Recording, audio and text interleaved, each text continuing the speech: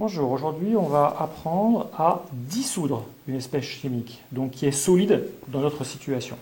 Donc on va chercher à dissoudre le sulfate de cuivre, donc que l'on va dissoudre dans une solution. Alors pour cela, on a besoin comme matériel une fiole jaugée, un bouchon, un entonnoir, une coupelle, une balance, une spatule, de l'eau distillée, bien sûr le solide que l'on cherche à dissoudre. Dans un premier temps, on va allumer la balance. On va ajouter la coupelle sur le plateau de la balance. Pour ne pas tenir compte de la masse de la coupelle, on va appuyer sur le bouton tare. Donc, en appuyant sur le bouton tare, je répète, on a 0 g, donc on ne tient pas compte de la masse de la coupelle.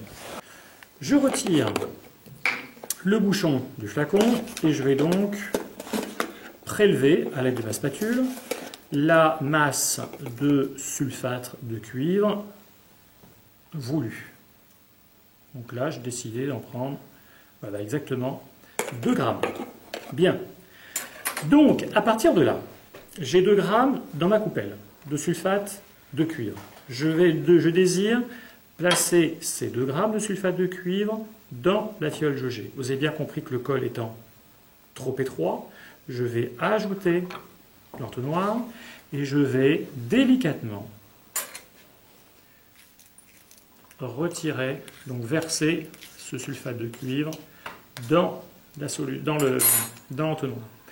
Alors, il en reste un petit peu dans la coupelle, donc ce que je fais, c'est que je rince légèrement l'entonnoir de manière à retirer toutes les particules solides de sulfate de cuivre.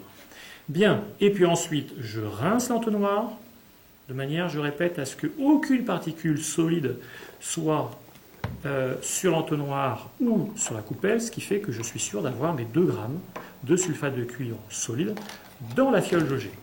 Alors ensuite, je place aux alentours de 3/4.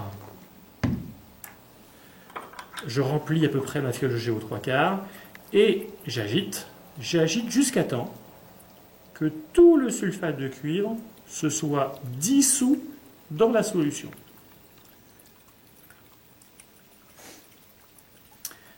Quand je n'observe plus aucune particule solide dans la solution, je rajouterai de l'eau distillée jusqu'au trait de jauge.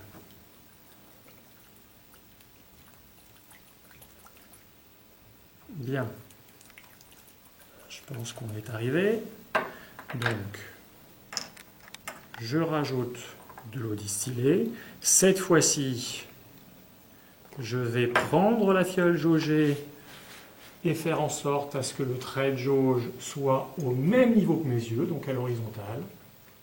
Je suis très prudent, j'y vais très lentement à la fin, de manière à ce que la base du ménisque soit au niveau du trait de jauge.